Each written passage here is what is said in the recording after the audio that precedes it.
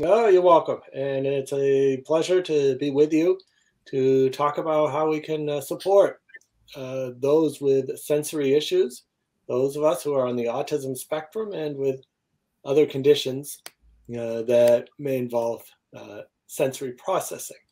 So let us begin with a little bit about me.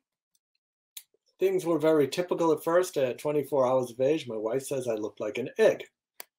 Then at 18 months, like what happens to about 30% of us on the autism spectrum, the regressive autism bomb exploded, where I lost functional communication, had meltdowns, withdrew from the environment. In brief, I became a very autistic little kid. There was so little known about autism in those days. Where does autism come from? What do we do about it? And even to today, we're still researching into the cause or causes of autism. And now the conversation is turning more towards what can we do with autism, with people who are on the autism spectrum to help those individuals lead fulfilling and productive lives and to make that the rule rather than the exception. So back to my situation, because so little was known about autism, it took my parents a year to find a place for diagnosis. And when they did, the doctor said they'd never seen such a sick child and they recommended institutionalization. Fortunately, my parents, like we see so many parents today, they advocated on my behalf and they convinced the school to take me in about a year. And it was during that year that my parents implemented what we would today refer to as an intensive home based early intervention program. And this was a program that emphasized sensory integration, movement, music, imitation, narration. It probably looked like one of the more developmental approaches we have today, such as floor time or Miller method or relational development intervention. However, in those days, even the concept of early intervention didn't exist, and the terminology I'm using is today's terminology. In those days, it was parents just desperately trying to reach their kid. Even with sensory integration, Jean Ayres was just beginning to formulate her ideas about sensory processing. So, with the work that my parents did, speech began to return at age 4. I believe that we have the technology, we have the know how, we have the wherewithal so that autistic individuals leading fulfilling and productive lives can become the rule rather than the exception. And by turning away from the closed doors of disability, disorder, and deficit, and to the open doors of ability, autism doesn't have to be a bomb at all, and autism can become, you might say, da bomb, which means that we can match strengths and abilities of autistic individuals to something society desires, and usually that translates to employment. Then we have the possibility of that autistic person being a star employee and perhaps even becoming a regional, national, or international expert on a particular subject.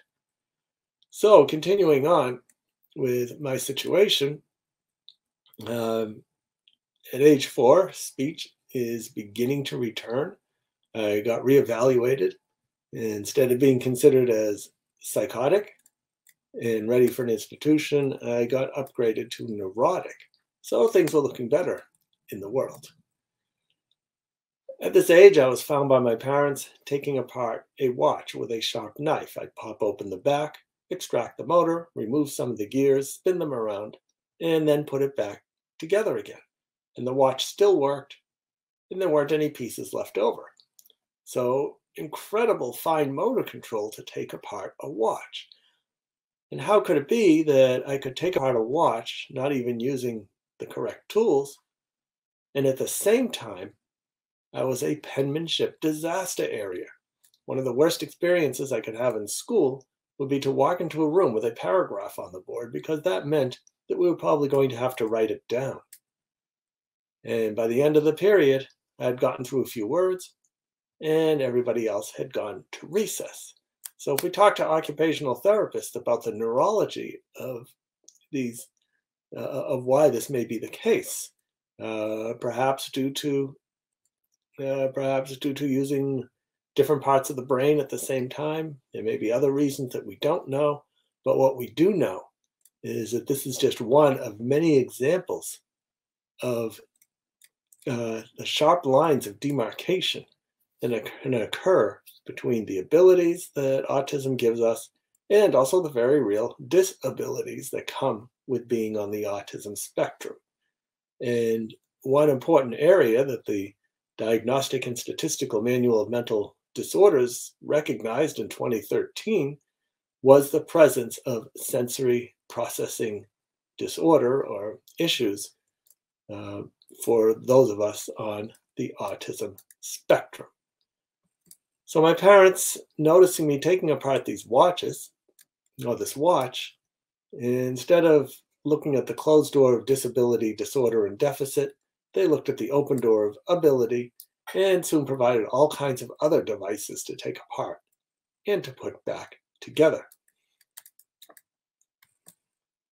So let's take a look at what sensory processing challenges can be like. So when I do this presentation face-to-face, I have the audience engage in this sensory overload activity, where one person plays the role of the individual on the autism spectrum, and they need to listen to person number 5 reading them some material. Question number 2, person number 2 stands behind person number 1 and scratches the back of their neck with an ID card or an index card. Person number 3 reads a book, leans really loud and close to person number 1. Person number 4 pats person number 1 on the head and shoulders at the same time. And then we have yet another person, that's person number 5, reading a paragraph in a normal voice to person number 1, and then they have to answer questions about what was read. So let's take a look at what this can be like. The creature. The man golden jellyfish spend their days softly pulsating in a small solitary basement while their sedentary stars are on snorkelers. About 12,000 years ago, water from the Pacific Ocean flowed into the lake basin, bringing jellyfish with it, but not predators. As a result, the golden jellyfish multiply without restraint. The jellyfish do have one nemesis, animals that lurk in the shadows of the water, ready to eat them. The jellyfish is consistently daily migration pattern helps keep them safe and well fed. They spend 14 hours up and down the campus. Otherwise, I wouldn't be walking or chasing the sun from the east to the west. How many years ago did water from the Pacific Ocean flow into the lake basin? I remembered hearing 12 something. 12? 12? How many golden jellyfish spend their days softly pulsating into the small saltwater lake? I didn't hear golden jellyfish. And what is the jellyfish's main nemesis? I have no clue. What about, do you know anything about their daily migration patterns? I just kept hearing something about a creature. No. How many hours they bob up and down? No. So as you can see, the person playing the role of the autistic individual is totally overwhelmed by the sensory input and is unable to answer questions. And that is what it can be like for an autistic individual dealing with sensory issues, be it in school, at home, in the community, and in the workplace. So what we need to do is, 1, recognize when these sensory issues exist, and number 2, what are some strategies we can implement to support the individual? So what is sensory processing disorder? This video from Canada does a pretty good job at explaining what it is. Some kids are really bouncy and can't sit still. Some kids aren't very coordinated. Some see food as a pile of toxic goo that hurts their mouth and jangles their taste buds. School might be a mysterious place where things don't make much sense. If this sounds like you may have sensory processing disorder, and we're going to explain it here. Your body has 7 senses: vision in your eyes, hearing in your ears, touch in your skin, taste in your mouth, and smell in your nose. And you have 2 movement senses: your muscles and your sense of balance.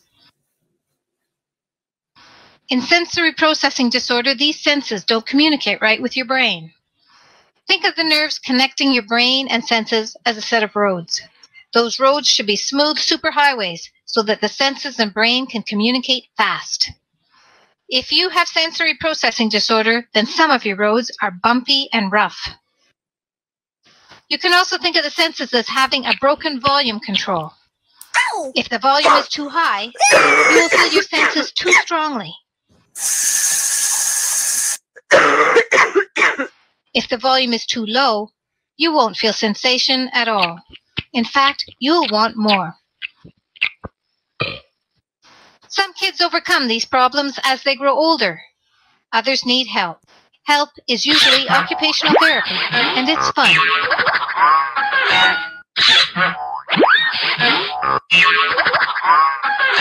Occupational therapy helps build up the connections between your senses and your brain.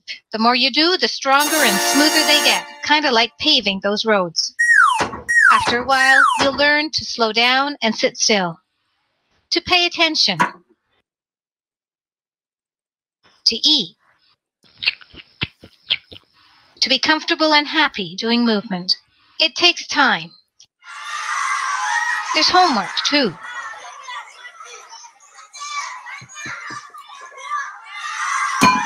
But the more you work at it,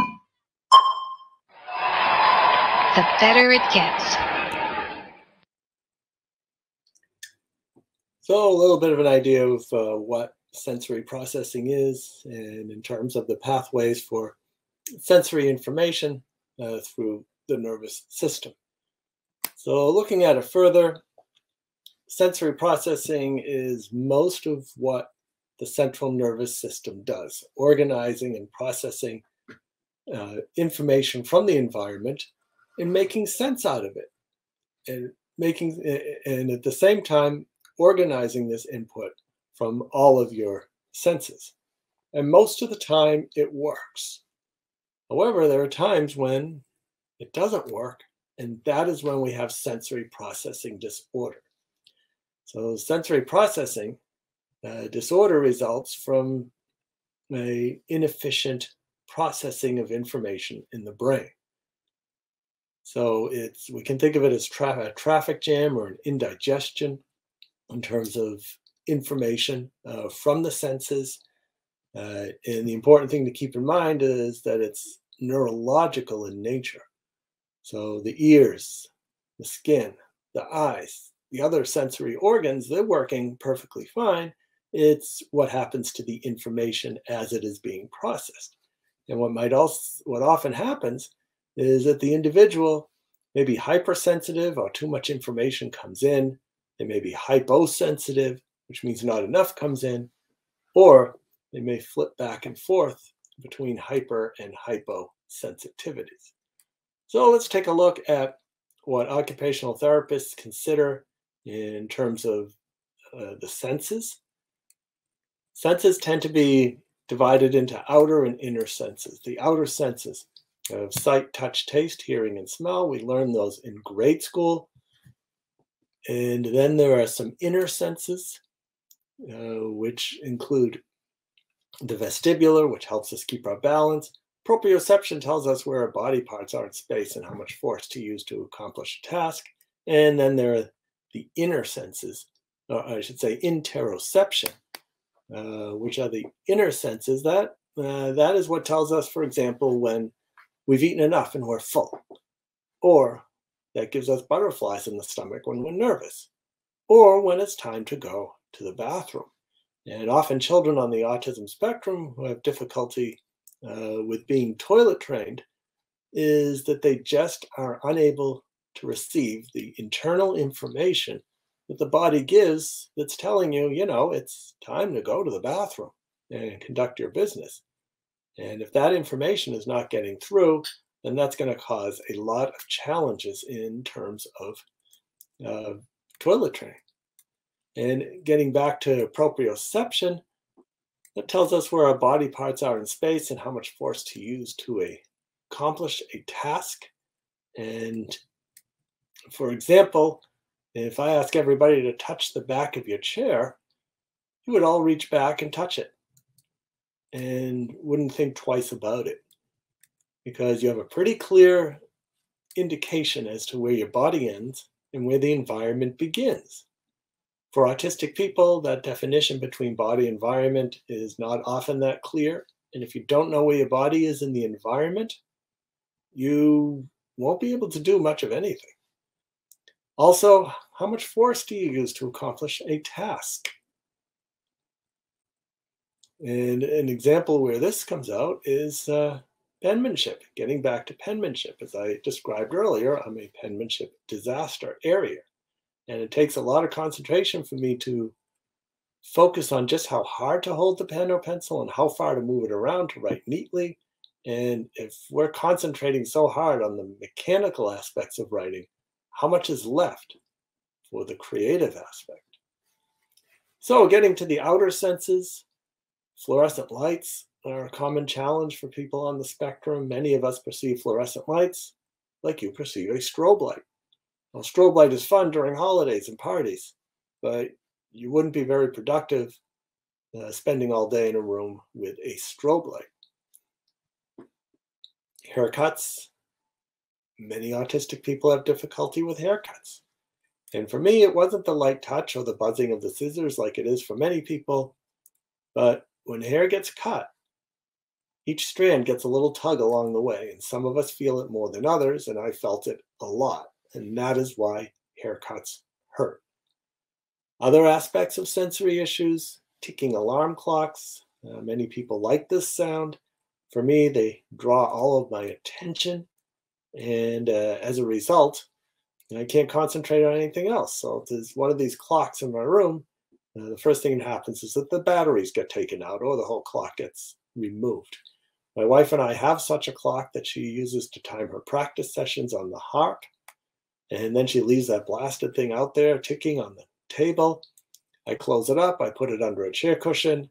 Then later on, my wife's looking for the clock, rather annoyed. And I tell her, well, it's under the chair cushion. Doesn't everybody keep their clock there? And for domestic tranquility, now my wife knows where the clock is if she cannot find it.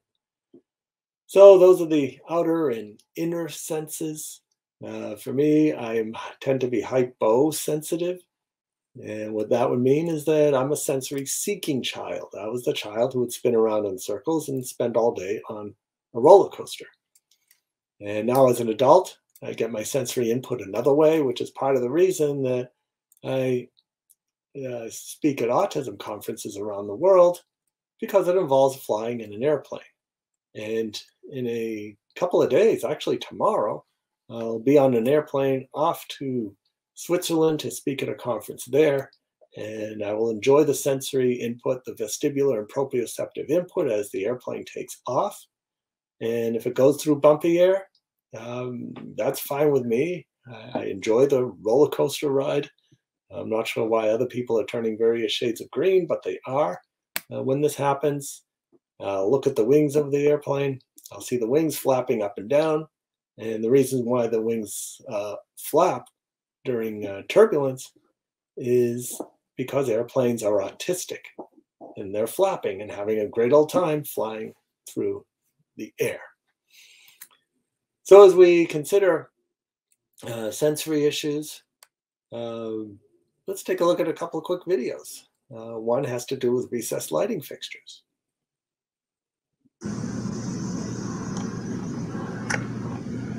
I'm Stephen Shore, and I just have a brief message about sensory issues. One common sensory challenge that those of us on the autism spectrum face is dealing with downlights. Now, downlights are those lights that look like they're in a coffee can in the ceiling, and they shine down and really create a bit of a whiteout sensation, a painful sensation in the eyes. And that's one reason why you'll see many people on the autism spectrum wearing a baseball cap like this when they have to sit under fluorescent lights or under lights, under down lights. So this hat is a great accommodation. Many people think it's a fashion statement, and in some ways it is, and it's always good to support my university, Adelphi University, but in reality it's an accommodation, because being under recessed lighting fixtures for me is probably like looking into a spotlight for most other people. What about clothing? Tell me what autism Asperger's means to you today. Today, to me, it means a different way of being. Not necessarily a disordered way of being, but a different way of being. How? How are you different? Well, for example, part of the autism spectrum involves sensory issues, sensory sensitivities. So I may be more sensitive to certain sounds, visual stimuli, tactile stimuli, and so on. So, for example, to me, it means that I need to wear loose clothing as opposed to tight clothing. Why? Because the sensation is just too strong if I wear tight clothing. It means, for example, that I have a beard and can only manage to shave small portions of my face because shaving feels like a power sander scraping against my skin. So that's what I mean by a different way of being, as opposed to a disordered way of being. I've found ways to accommodate for my challenges. And so as long as I don't have to dress up as a banker or a lawyer or an accountant, then everything will be perfectly fine. Which leads into the next topic, which is self-stimulatory behavior. And here's the official definition: repetitive non-functional behavior. However, as I teach my courses in supporting autistic individuals in education, as I give presentations, I often see people in the audience engaging in this very type of behavior. Bouncing your leg, twirling your hair, biting the end of your pen, doodling. And upon bringing this type of behavior to a person's attention, why do you do it? And often they'll think a little bit and they'll say, well, it helps me concentrate. And that's exactly what it is. If we reframe this type of behavior as self-regulatory behavior, now we can look at it as the person's attempt, whether they're autistic or otherwise, to maintain maximal arousal level in the brain. In other words, being able to pay attention. Some people may be nervous and the regular motions calm them down. Others may be about to fall asleep, so if you keep moving, you won't fall asleep. So the behaviors I mentioned are very typical self-regulatory behaviors. Now, what about autistic individuals? Well, because we tend to be more dysregulated as a population, our attempts to regulate are going to be greater, which means we may engage in various activities such as, let's even talk about the most typical one, flapping of the hands. Is there anything wrong with hand flapping? Inherently, no. You watch a game show such as The Price is Right. An audience member gets called down to the front, they jump up. They're usually jumping up and down, running and screaming and flapping at the same time, and the person is probably not autistic. But let us suppose a certain action or behavior, such as flapping, is disruptive in a classroom. Telling the student to put their hands down, quiet hands, that's not going to work very well because there is a need and that need is going to be met whether we like it or not. So what I would do instead is walk over to that student and give them a therapy ball and say, here, squeeze this, and provide an alternative means that may be less disruptive, that will still allow that person to meet their sensory regulatory needs. What are some other strategies, especially for students who have busy legs? Putting a heavy rubber band, a thick rubber band, across the front legs of a chair is often helpful. Again, some sort of squeeze device, a therapy ball, can be helpful. And I've seen occupational therapists take Velcro tape, the soft end and the rough end, tape it underneath the disc, and then the student can run their fingers across that when they need that type of sensory input.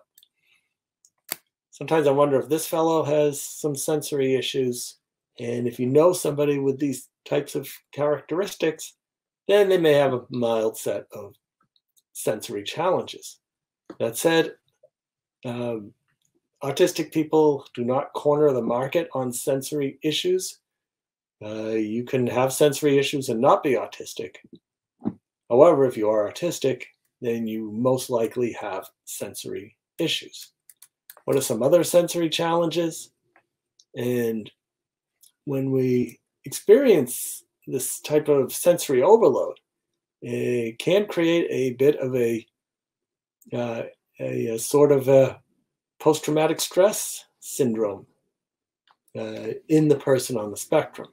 So as we look at this video, think about what is the object that's causing this great fear in the autistic person and what can be done about it.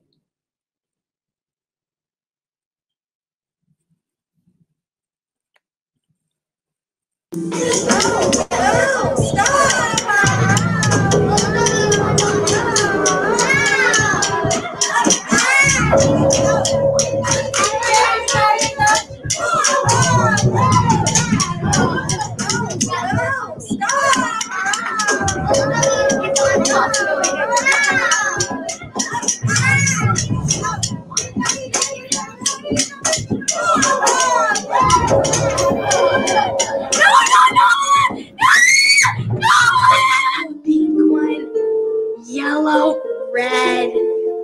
Pokey, pokey, pokey.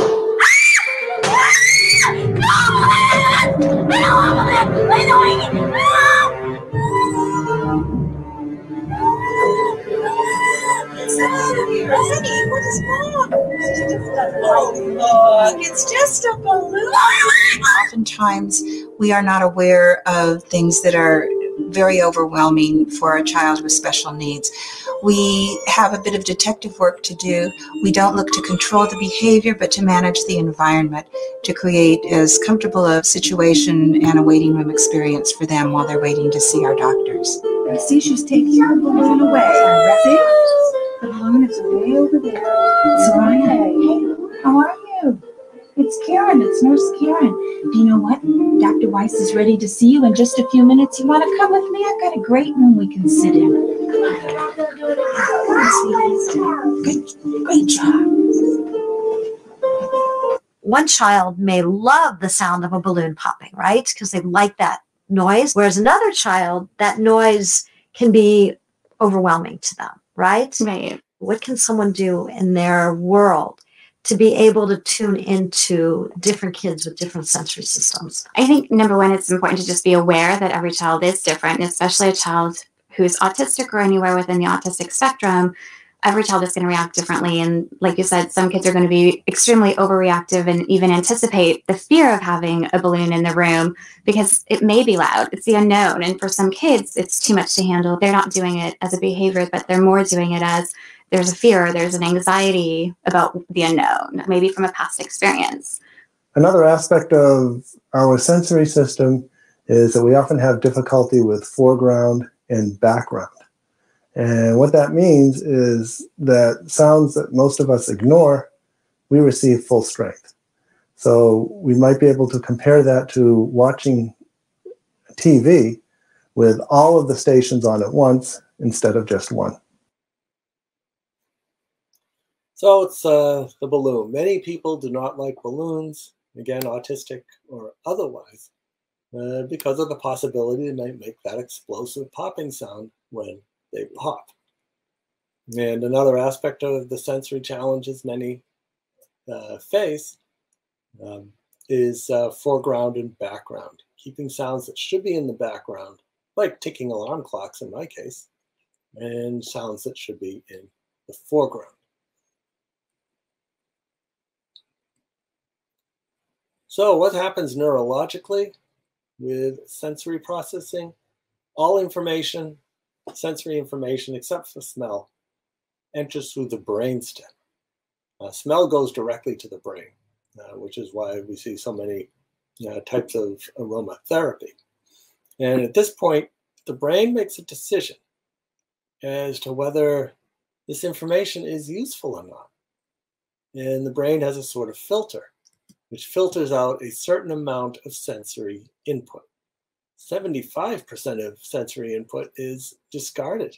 So you're only receiving 25% of what is happening in the environment. And for those people who have filters that aren't as good and let in more information, that can cause sensory overload. So if we think about the person in that sensory overload activity that you saw at the beginning of this presentation, her sensory filters were overwhelmed, and maybe she was getting 40% of what was happening in the environment, and you saw what happened. What about those individuals who are receiving 50% or all of it? So what about that 25%? That 25% makes its way from the reticular activating system to the thalamus and limbic system, and this is where a decision is made whether this is dangerous input. And if it's dangerous, then you get the fear response. Flight, fright, or fight. This is where reflexes occur. And these responses occur before you even know what happened. You accidentally touch a hot stove, you jump back before you even know what happened. The doctor taps your knee with that rubber hammer to see if you have a reflex. You can't control that, and it happens before you even know that the sensory input occurred.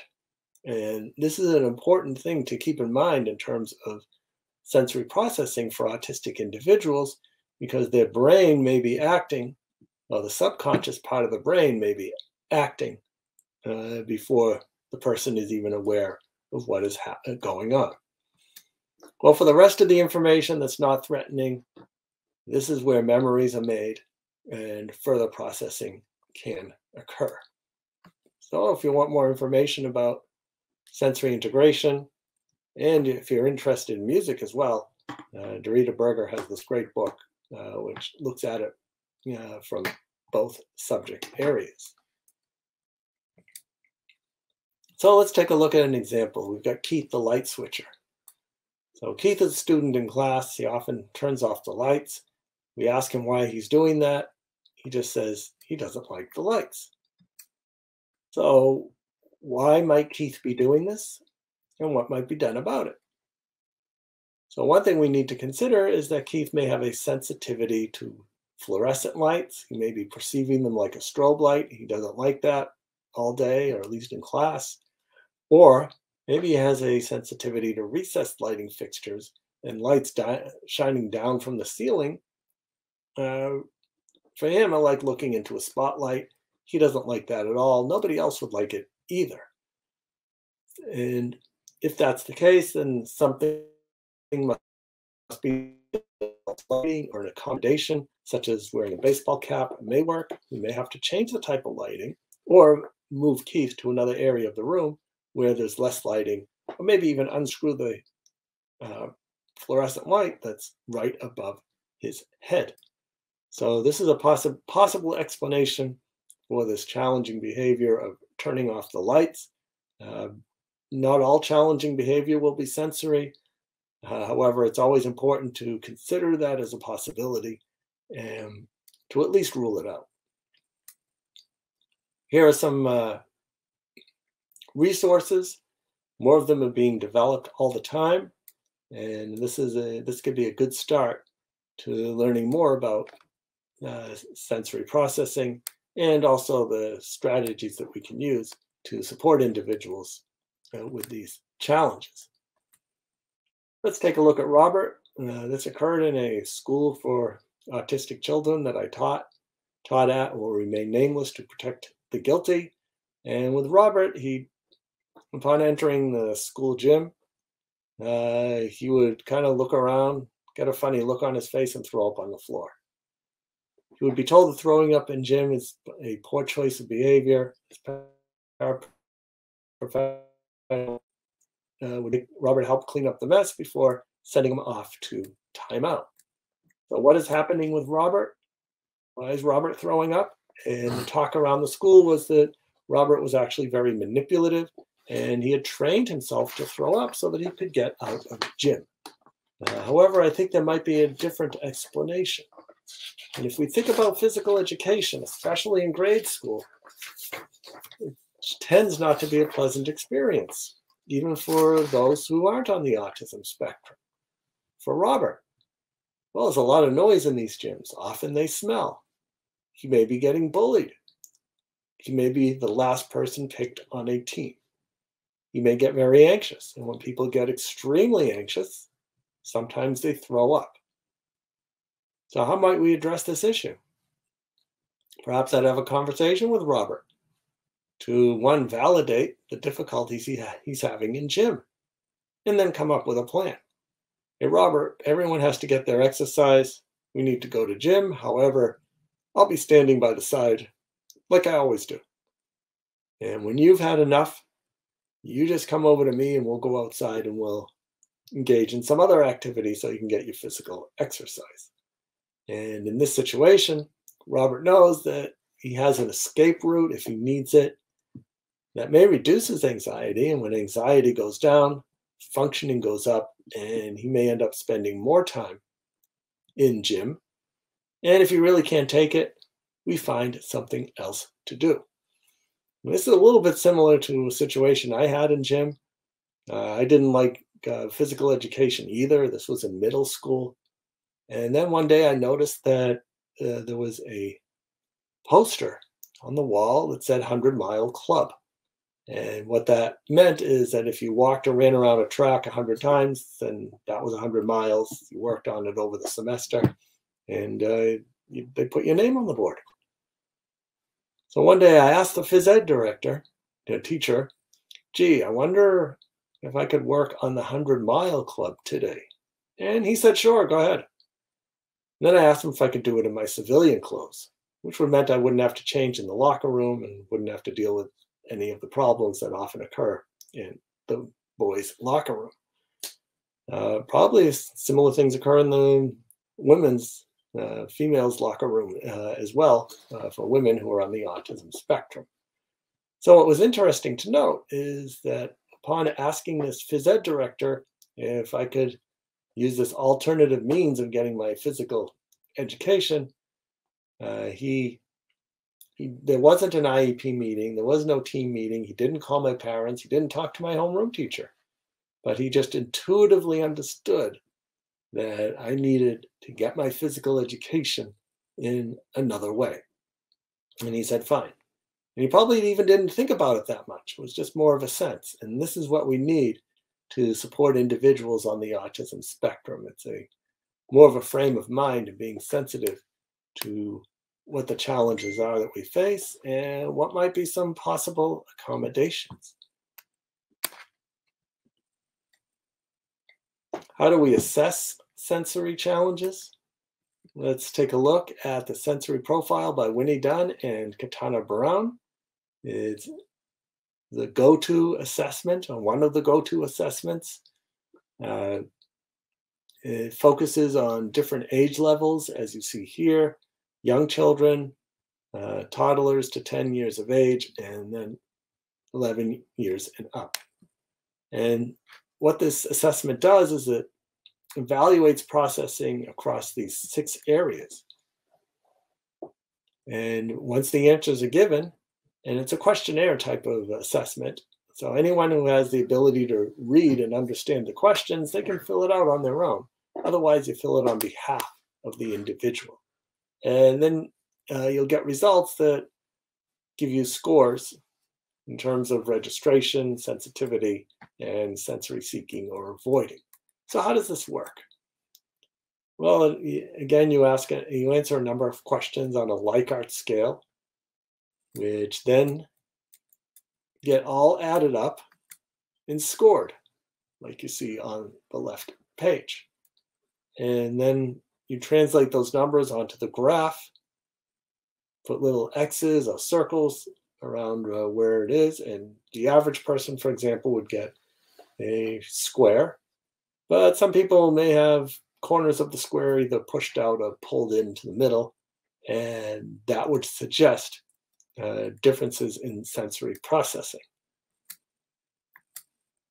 And we get back to the 4 areas that they do get measured in terms of registration. Registration is tells you how much information is coming in. So if you have low registration, it means you have a high threshold. It takes a lot of sensory input for the individual to realize what's going on. So think of a threshold to a door. If the threshold is very high, very little dirt will get in. If the threshold is low, a lot of dirt will get in. If it's missing, then even more dirt will get in. And so in this case, if you have a high threshold, that's a person who doesn't seem to be very aware of their environment. And then the sensory sensitivity. The individual with the low threshold, too much information is coming in. And then whether the person is actively seeking information, like I was. So I guess I'm a bit in the low registration sensory seeking in terms of proprioceptive and vestibular input, but different senses may have different responses. And my auditory and visual are probably more in the sensory sensitivity, sensation avoiding sectors. And in that way, you can better understand and provide support for individuals on the spectrum who have sensory challenges. Oh, here's another case study. We've got Jerry, the girl who starts fights in line. And often while waiting in line, ordered by height, Jerry, who's in 8th grade, often hits other students and is accused of starting fights. Her usual response is, he or she hit me or bumped me first.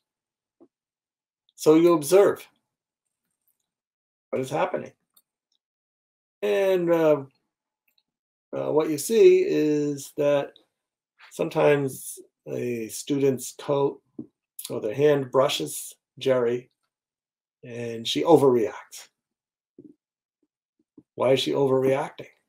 Possibly because she has tactile sensitivity. A student who is tactily sensitive or oversensitive, this is the child, for example, you tap them on the shoulder to get their attention, or you pat them on the arm to encourage them, and they sort of shrink back and wipe off the sensation of where you touch them. That's being tactily defensive. That is maybe what's happening to her. Should this be the case, now we have to think about what can we do to support Jerry. And what I'd realize is that being in the middle of a line is not good for her. So maybe I'd ask Jerry, gee, how do you like to be the line monitor? Students tend to like to do jobs for teachers. What is the job of the line monitor? The monitor holds the door open for the line to go through. And then after the line goes through, she takes her place at the end of the line, which is exactly where she should be so that she can visually monitor her distance from other students and nobody is behind her. So as we think about Jerry and her hitting other students, that's really not a good thing to do. So what can we do to prevent that? And there are a whole host of social narratives, power cards, social stories, visual schedules, role modeling, many ways to communicate to her that you shouldn't be hitting people if they just brush past you and with a very light touch, and they're not intended to start a fight or push you around. And that all may be well and good. However, it's important to realize that what is happening is Jerry's brain is processing this information in a sensory overload form of manner before she even has a chance to realize what is happening. It's a reflex. So she lashes out before she even knows that she hit someone. So for example, if you're minding your own business, you're on a bus or a subway going from one place to another, and somebody gives you a good slap, you're probably going to strike back without even realizing what's happening. And this is what's happening with her. So what we need to do is educate Jerry and help her understand that she's very sensitive to touch. And no, it's not an excuse to be hitting people. However, you can monitor your own situation and make sure you're not in crowded situations. So if there's a line, do what you can to be in the back.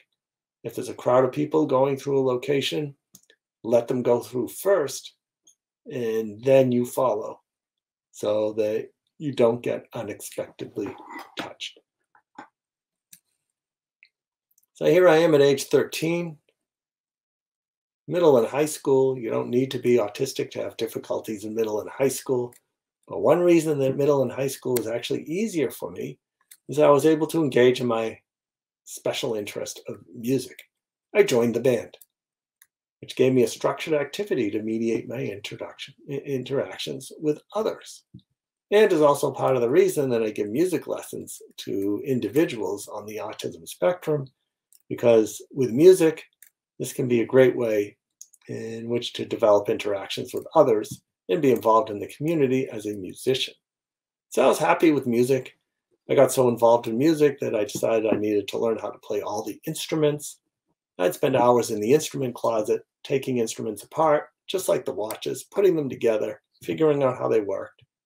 And while I didn't learn them all, I did end up learning about 15 instruments, which then was instrumental in choosing what to study in college. Well, once I heard that you needed to learn all the instruments to get a degree in music education, that just seemed to be the thing to do, and that's exactly what I did. From my undergraduate all the way through my doctoral coursework, and then upon finishing my coursework, I got more interested in autism, so I defected to the School of Education and got my doctorate in special education. However, music is a very sensory type of activity, and I'd often skip a lot of jazz band rehearsals because as a trombone player, the trumpets behind me were just too loud, and nobody knew anything about sensory issues. So if we think about what is the challenge, why is the student skipping jazz band rehearsals? We do a functional behavior assessment, and we consider, well, does the student not like jazz? Well, that has one solution. Does the student not like the director or his classmates? Another solution. Does the student not like his instrument because it hasn't been cleaned in 5 years and it's really gross? Well, that has another resolution. And finally, it was none of the above. They were just too loud. But nobody knew anything about sensory issues or much about autism in those days. So it was just unresolvable. This is an example of where if somebody recognized and addressed the sensory issue, then things would have worked much better.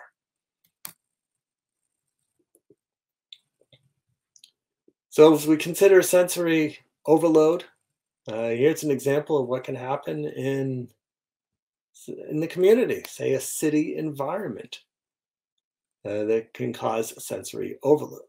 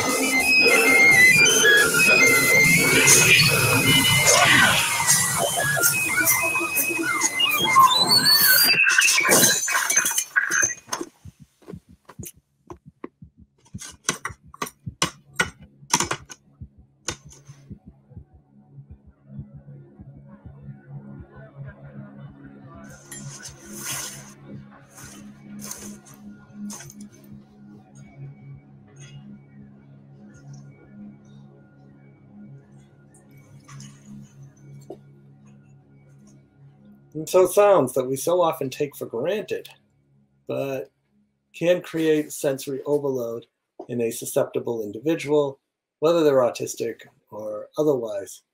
And it's important to be aware of these possible sensory triggers in the community. In school, sensory issues continue on to adulthood.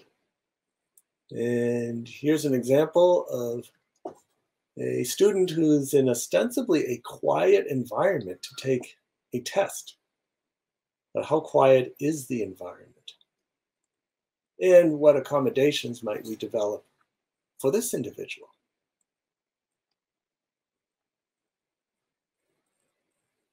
This exam counts very heavily toward your midterm grade. So if you are going for that smile-based job, I suggest you take it very seriously.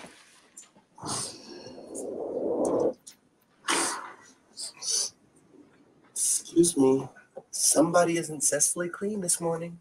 Screw you, I'm clean. Ooh.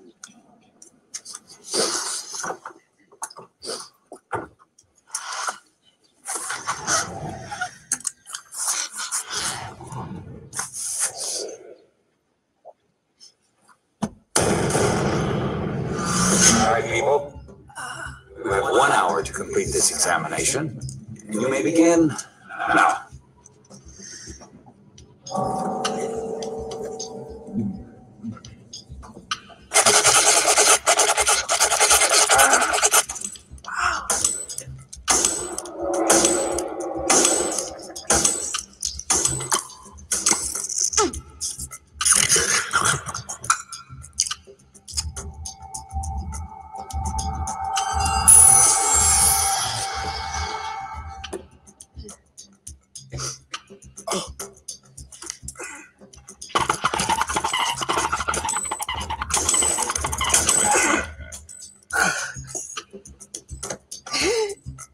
Hey, Daryl, why don't you pull over to the nervous breakdown lane?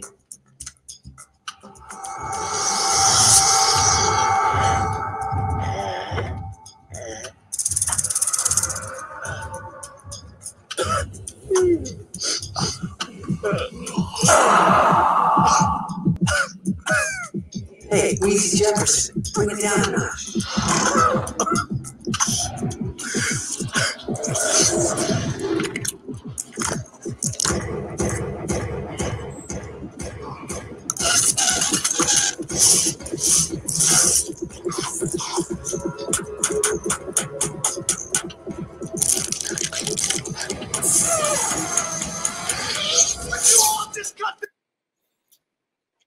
So, a meltdown in ostensibly a quiet environment, which is why we need to be aware of the sensitivities that individuals on the autism spectrum face.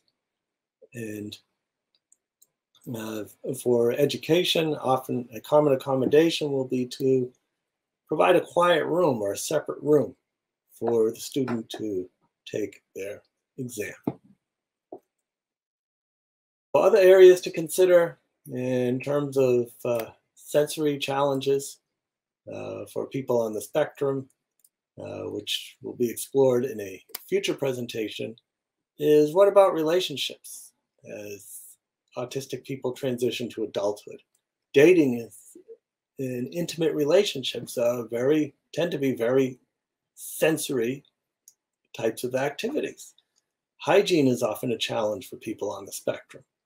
Many people report that taking a shower is like standing under a hail of bullets. Some people have difficulty with scented soap, for example. They may need unscented products. whereas others may be hyposensitive and may need strongly scented soap so that they can get a feeling that, that they're really washing up. Employment, we all have to work for a living, and it's important to pay careful attention to sensory differences in terms of employment. For example, I know of a fellow who's pretty significantly affected and needs a lot of support, but loves the sensory input of freshly laundered clothes, and that has been parlayed into spending all day folding clothes in a laundromat. And he folds better and faster than anybody else. He likes this job, and he's getting sensory input that he desires from this particular position. And many of us have strong visual motor skills, for example. And could we put that to use in various situations? And so then for me, it was off to college, which was a utopia. More friends, no more bullies. If I want to ride my bicycle at midnight, I can find someone just as strange as I was to also ride at midnight. College is where I met my wife, where we've now been married for 31 years. And if you want to find out what life is like on her side of the spectrum, I encourage you to read her contributions to my autobiography, Beyond the Wall. And now as an adult, I spend most of my time in a sheltered workshop for people with Asperger's syndrome, or now considered as autism spectrum needing supports at level 1, where we perseverate on topics for years and lifetimes even, and talk about them incessantly. Sometimes social interaction between community members could be improved. Some people refer to this place as a university. If you want to find undiagnosed people on the spectrum, I encourage you to check out your professors. So I want to thank all of you for your participation and for all the efforts that you're putting in to helping individuals on the spectrum lead fulfilling and productive lives, and to make that the rule rather than the exception. And somebody just posted a question, how to test nonverbal autistic children, and to explain to the child that some behaviors are not acceptable in public or a group. That's a very good question.